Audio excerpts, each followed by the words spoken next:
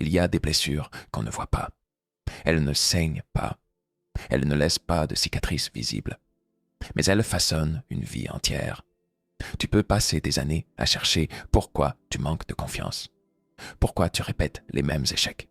Pourquoi tu te sens vide même quand tout semble aller bien. Et un jour, tu réalises. Tout commence dans l'enfance. Pas dans les souvenirs clairs, mais dans les silences, les absences, les regards, les gestes. Et si tes parents t'avaient transmis quelque chose, sans même le savoir? Et si, malgré leur amour ou leurs efforts, il manquait une pièce essentielle à ton puzzle intérieur? Ce que je vais te partager aujourd'hui n'est pas un jugement. Ce n'est pas une condamnation de ceux qui t'ont élevé. C'est un appel à la lucidité, un test invisible, une lecture de l'âme. Parce qu'un bon parent, ce n'est pas celui qui fait tout parfaitement, c'est celui qui aime avec conscience, celui qui comprend que l'enfance est sacrée, celui qui sait que derrière chaque caprice, chaque peur, chaque silence, il y a une âme en formation. Alors aujourd'hui, je te propose un voyage, pas dans tes souvenirs, mais dans ce que ton cœur a retenu. Nous allons explorer ensemble les signes silencieux qui révèlent si tes parents t'ont donné ce que chaque être humain mérite, le droit d'être aimé sans condition, le droit d'être soi, même dans le chaos, le droit d'exister sans avoir à performer. Et si tu ne l'as pas reçu, ce n'est pas la fin, car comprendre, c'est déjà commencer à guérir. L'enfance ne demande pas la perfection, mais une forme d'amour sacré. Tu veux savoir si tes parents ont réussi leur mission? Ce n'est pas une question de réussite scolaire, ni de repas bien préparés. C'est plus subtil, plus profond. Cela se joue dans les replis silencieux de ton cœur. Car il y a une vérité dérangeante, mais essentielle. Aucun être humain ne peut devenir réellement stable, confiant, ni capable d'aimer à son tour, s'il n'a pas été profondément aimé dans les premières années de sa vie. Pas aimé comme un devoir, aimé comme une évidence, un amour offert sans contrepartie, présent, même quand l'enfant pleure sans raison, même quand il s'obstine, même quand il est de trop. Alors, commence par cette question. Tes parents ont-ils su voir le monde depuis tes yeux d'enfant? Ont-ils su se pencher, se mettre à ta hauteur, littéralement et symboliquement, pour comprendre que ton univers n'était pas celui des adultes? Que ce qui comptait pour toi, c'était ce bouton perdu sur le doudou, cette chaussette qui grattait, ou cette larme venue parce que tu n'avais pas eu le temps de dire au revoir à ton jouet. Un bon parent, ce n'est pas celui qui juge, mais celui qui ressent. Il ne dit pas « ce n'est rien ». Il dit « je comprends ». Il ne ridiculise pas la tristesse, il y plonge un instant avec toi pour t'en faire sortir sans honte. Et c'est dans ces gestes répétés que se tissent les fondations de l'âme. Là se joue la vraie transmission. De montrer que tes émotions ont une place dans ce monde. Car vois-tu, un enfant qui a été écouté dans ses petites douleurs deviendra un adulte capable d'écouter les grandes douleurs des autres. Un enfant dont les peines ont été validées saura ne pas mépriser les siennes. Et surtout, il saura se pardonner. Il n'y a pas de plus beau cadeau que d'offrir à un enfant le droit d'être fragile. Et toi, l'as-tu reçu? Derrière les caprices, l'appel d'un cœur encore brut. Imagine une scène toute simple. Un enfant hurle dans un supermarché parce qu'il veut une boîte de céréales avec un dessin d'animal. Il s'effondre par terre, tape des pieds. Les gens regardent, les jugements fusent. Quelle crise! Quel enfant mal élevé! Mais un bon parent ne voit pas un caprice. Il voit un appel désespéré d'un être qui n'a pas encore les mots ni les outils pour réguler ce qu'il ressent. Et c'est là que se révèle l'essence du parent aimant, sa capacité à traduire, à décoder, à voir au-delà du comportement. Car ce que nous appelons souvent mauvais comportement chez l'enfant, c'est bien souvent un chagrin mal exprimé, une frustration, une peur, une solitude, ou simplement le besoin d'exister pleinement à ce moment-là. Un bon parent ne s'identifie pas à la colère de l'enfant, il ne la prend pas personnellement. Il garde en lui une réserve intérieure, une tendresse solide, comme un rocher face à la tempête. Il se rappelle que l'enfant est en formation, qu'il n'est pas terminé, et que pour grandir, il a besoin d'un espace où il peut s'écrouler sans être humilié, crier sans être rejeté, être étrange sans être corrigé. Un enfant qui veut manger uniquement des aliments rouges pendant 3 jours, ou qui se prend pour un tigre, ne mérite pas qu'on le ramène à la norme. Il mérite qu'on le regarde avec curiosité, amusement même. Parce que ce sont ces moments-là qui enseignent à l'enfant qu'il a le droit d'exister comme il est, et que l'amour n'est pas conditionnel à son obéissance. Tu veux savoir si tes parents ont bien fait leur travail? Pose-toi cette question sincère. As-tu eu le droit d'être bizarre, d'être intense, d'être inconstant, incompris, chaotique, sans que cela ne détruise l'amour que tes parents avaient pour toi? Un bon parent n'a pas peur de ton excentricité. Il ne te réduit pas à un rôle figé, le timide, le casse-pied, le rêveur. Il t'observe avec ouverture, sachant que tu es une âme en mouvement, en expérimentation, et il te protège des étiquettes, même les flatteuses. Car le rôle d'un parent n'est pas de te coller une identité, mais de te laisser en choisir une, librement, à ton rythme. Dans ce regard, il y a une sagesse profonde, celle de savoir que l'enfant n'est pas là pour rassurer l'adulte, mais pour devenir lui-même. Et parfois, devenir soi passe par des détours étranges. As-tu eu le droit de t'accrocher sans honte? Ferme les yeux un instant et retourne là où tout a commencé. Tu étais petit, très petit. Tes jambes ne touchaient pas encore le sol quand tu étais assis. Tu n'avais pas encore appris à cacher tes émotions. Quand tu avais peur, tu pleurais. Quand tu étais joyeux, tu riais trop fort. Et quand tu étais triste, tu t'accrochais. Alors pose-toi cette question. Est-ce qu'on t'a permis de t'accrocher? Est-ce que tu as été autorisé à avoir besoin sans qu'on te fasse sentir que c'était trop? Est-ce qu'on t'a regardé avec douceur quand tu avais peur d'aller à l'école? Est-ce qu'on t'a laissé pleurer sans te dire de faire le grand ou la grande? Ou bien t'a-t-on appris trop tôt à cacher ta vulnérabilité? Un bon parent ne pousse pas son enfant dans la mer en lui criant « Tu vas apprendre à nager ». Il reste là, dans l'eau froide avec lui, bras ouverts, jusqu'à ce qu'il trouve le courage d'avancer seul. L'attachement n'est pas une faiblesse, c'est une racine. Et les racines, plus elles sont profondes, plus l'arbre peut grandir haut. Tu sais, ceux qui deviennent autonomes trop tôt ne sont pas forcément les plus forts. Parfois, ce sont juste ceux qui ont renoncé, qui ont compris qu'on ne les attendrait pas. Alors ils se sont refermés. Mais l'amour, le vrai, attend. Il ne dit pas « Tu me fatigues avec tes câlins ». Il dit « Je suis là, aussi longtemps qu'il te faudra ». Et toi, as-tu eu quelqu'un qui a su rester sans précipiter ton envol? Quelqu'un qui ne t'a pas demandé d'être brave devant les autres alors que ton cœur tremblait? Quelqu'un qui a compris que s'attacher d'abord, c'est ce qui permet, un jour, de se détacher sereinement. Un bon parent ne fait pas de la force un impératif.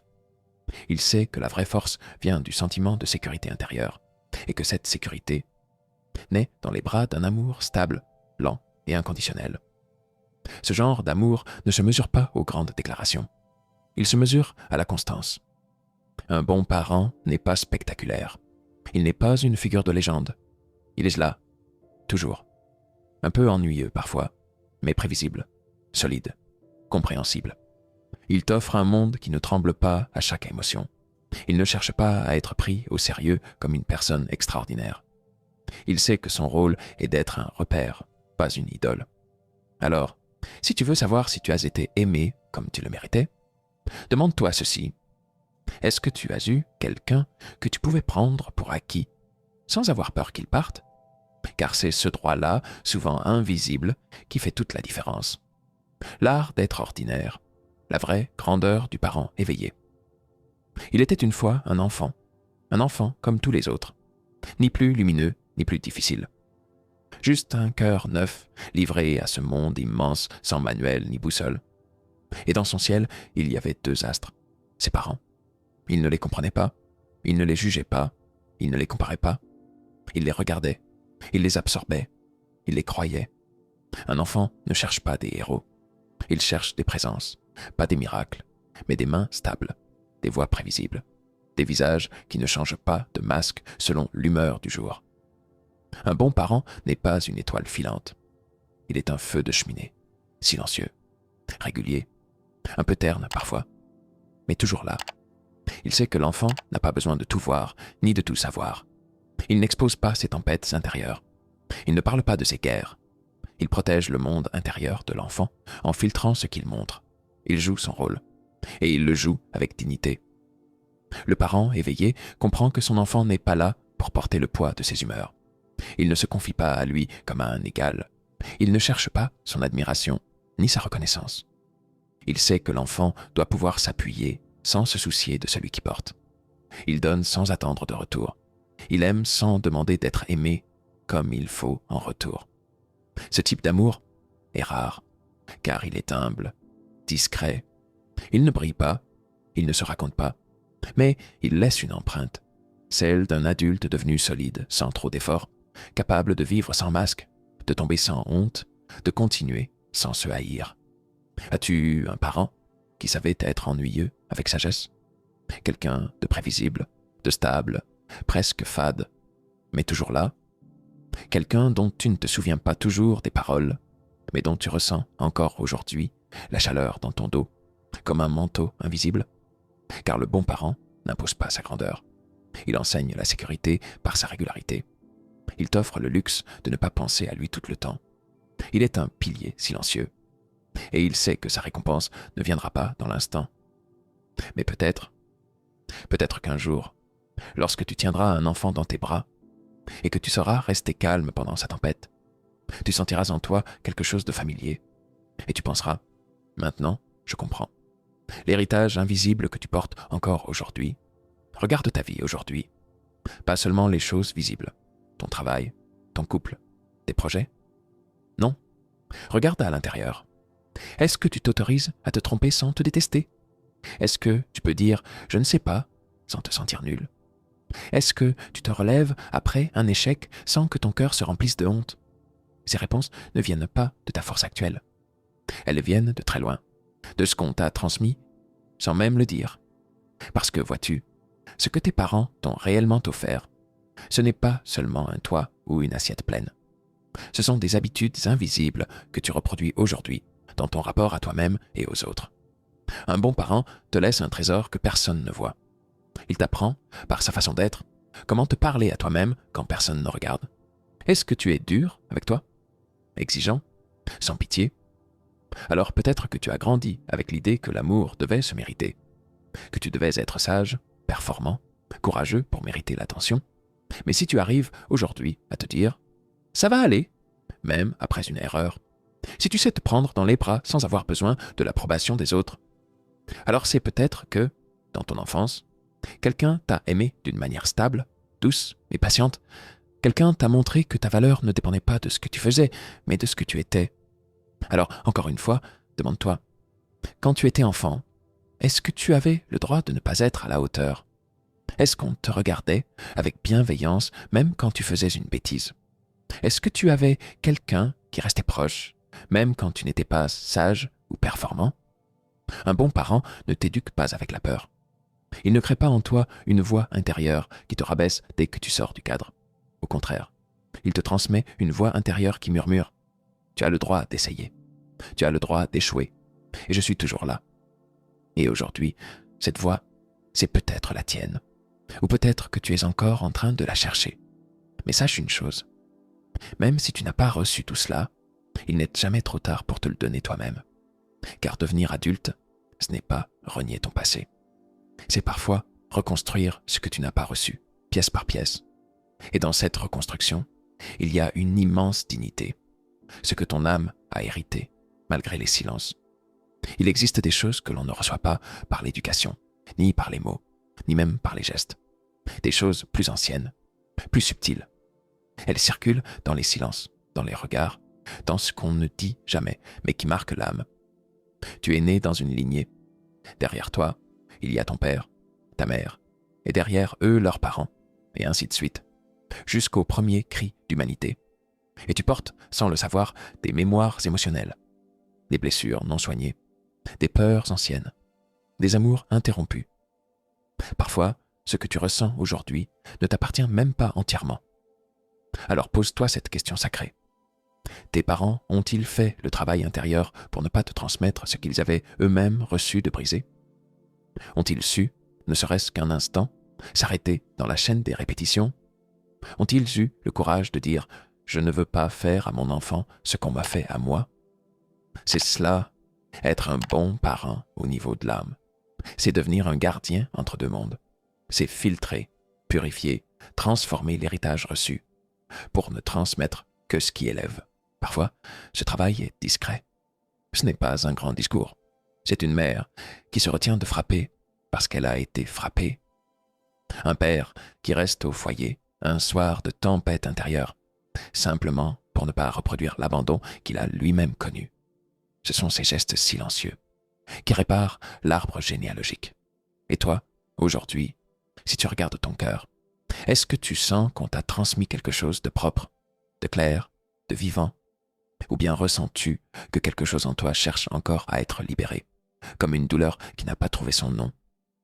Là encore, ce n'est pas un jugement, car même les meilleurs parents n'ont pas toujours les outils pour soigner ce qui les précède. Mais la question reste, ont-ils essayé d'aimer consciemment, avec l'intention de ne pas blesser? Ont-ils tenté, malgré leurs failles, d'être des relais de lumière plutôt que des miroirs de douleur? Car un bon parent, au sens mystique du terme, n'est pas un parent parfait. C'est un parent conscient, présent, humble, quelqu'un qui reconnaît ses limites, mais qui prie intérieurement de ne pas te transmettre les siennes. Et si tu n'as pas reçu cela, alors sache que c'est peut-être à toi que revient cette mission sacrée. Interrompre la chaîne, guérir ce qui ne t'appartient pas, et un jour, offrir à un autre ce que tu n'as jamais eu.